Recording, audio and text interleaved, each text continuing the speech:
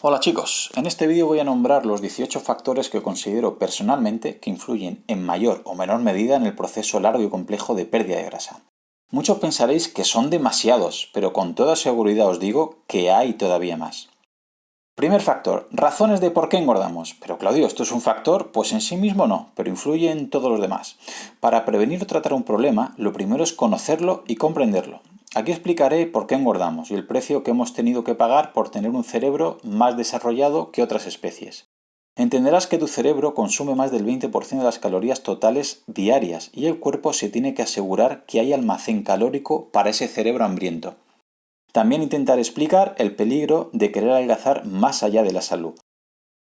Segundo factor, tipo de grasa que tenemos. Antes de hablar de pérdida de grasa, tendrás que saber si quieres perder grasa esencial, que es la que hay, por ejemplo, en el cerebro, grasa intramuscular, la que tenemos dentro de nuestra musculatura, grasa visceral, que es bastante peligrosa, grasa parda, que paradójicamente te ayuda a quemar calorías, o grasa subcutánea, que es la que tenemos bajo la piel. Tercer factor a tener en cuenta, diferenciar entre perder grasa o perder peso. Es imprescindible discriminar los términos perder peso y perder grasa. Por favor, son cosas muy diferentes y esto es imprescindible que lo tengas claro. Al perder peso no sabes si pierdes agua, grasa, músculo, glucógeno muscular o hepático.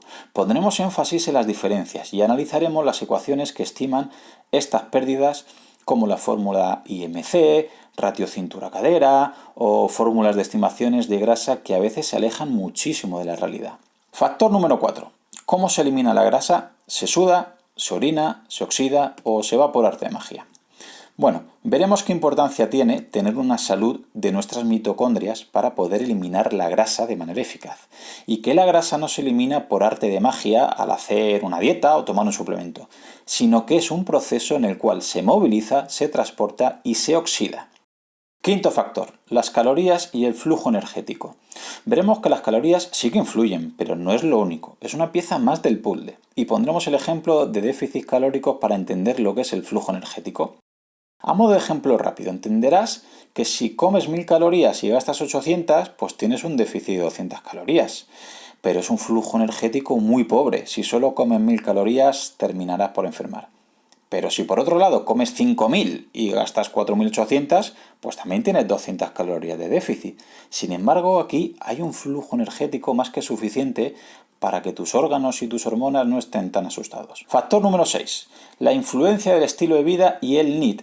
La actividad física es imprescindible para perder peso, pero veremos que es más influyente llevar una vida activa y mejorar nuestro NEAT, Non-Exercise Activity Thermogenesis. Es decir, gasto energético diario empleado en cualquier actividad no considerada como ejercicio físico.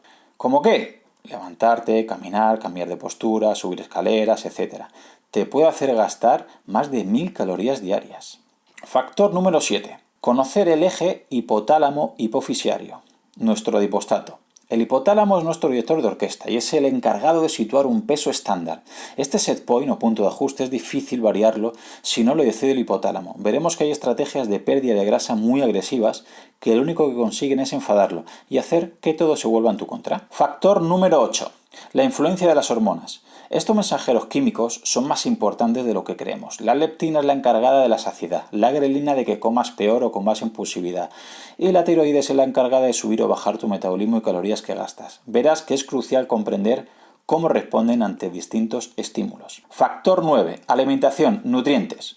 Veremos la importancia de comer comida real versus procesados, así como el impacto que tienen los 3 macronutrientes, el hidrato, la grasa y sobre todo la proteína en la pérdida de grasa y el aumento de la saciedad. Factor número 10. Frecuencia y horario de comidas.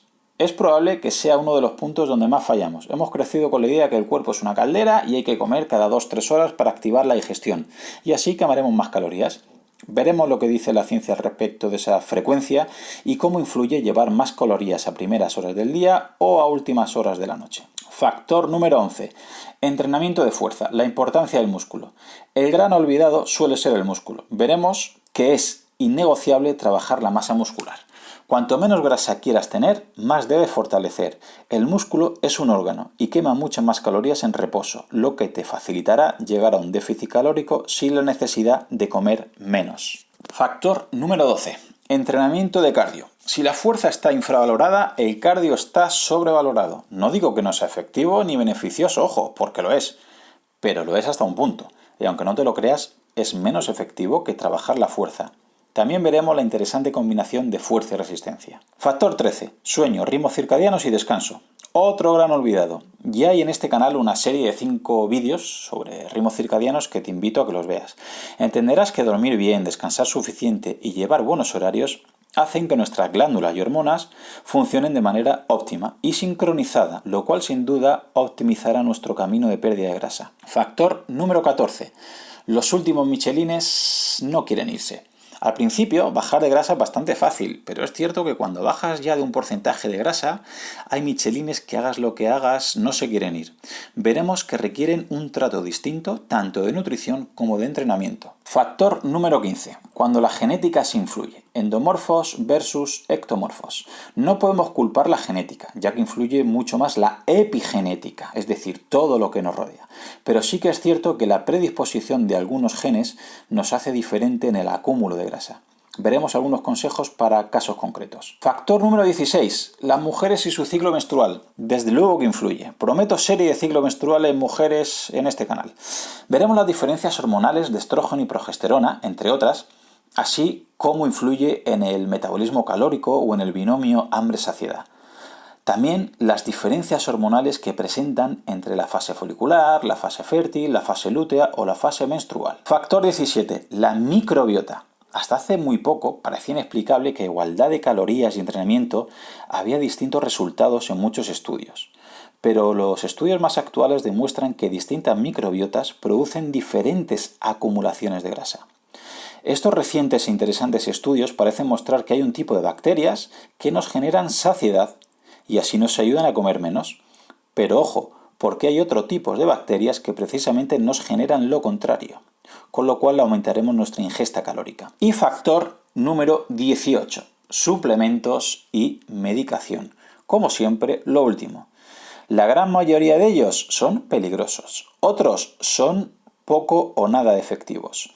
Solo unos pocos funcionan y siempre si cumples todo lo anterior. Bueno chicos, como veis, para perder grasa hay que poner en contexto muchos factores para poder evaluar cuál puede ser nuestro punto débil y evitar dietas extremas o suplementos que puedan perjudicar la salud. Y recuerda, no siempre es bueno ni saludable bajar de un porcentaje de grasa. Por favor, consulta siempre a un especialista antes de arriesgar tu salud.